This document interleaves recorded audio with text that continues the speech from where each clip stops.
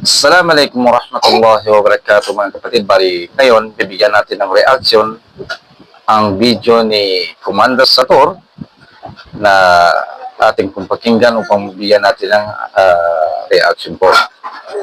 Ito po. Assalamualaikum mga kapatid, huwag niyo masamain.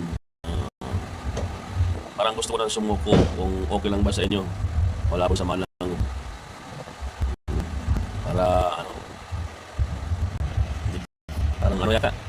Kaya ako, bang dito, ako po sana ay magpapalam. So wala man akong balak magpalik Christian. Pero parang gusto ko munang mag-independent. Kung okay lang pa sa inyo mga kapatid. Wala akong sama ng loob. Gusto ko pong marinig ang inyong kasagutan o mabasa ko ang inyong mga comment. May payo po sa iyo. Mag-focus po kayo sa iyong pagbalik Islam at importante ang iyong ginagawa ay marangal at malinis na kusang loob na nag-Muslim po kayo. Kaya wag po kayo tamarin sa pagiging Islam po kapatid. Kaya yung mga basa na yan, wag mong pakinggan yan, Commander Sator. Wag mong pakinggan sila dahil mga basa na yan ay walang may dudulot na maganda sa iyo dahil nga sa mga inggit lang yan sila.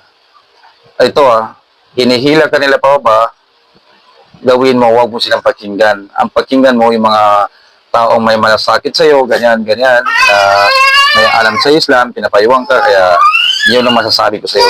Inggit lang yan, Commander Sator. Yung mga basa na yan na hinihila ka pa ba. Kaya yun ang masasabi ko sa iyo. Huwag mo silang pakinggan yan. Kasi mga basa na yan, kahit nga mga ulama, mga ustads, na kanila pa rin binabas, ikaw pa kaya? Pero talagang ganyan talaga ang mga tao na kulang o ignorante sa kanilang relihiyong Islam.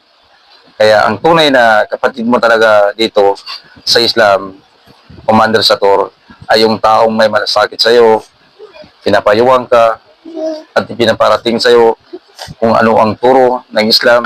Yun po ang tunay na kapatid mo. Kaya yung mga basa na yan, huwag mong pakinggan yan. Ganun lang po. Salamat po at focus na lang sa iyong buhay ngayon.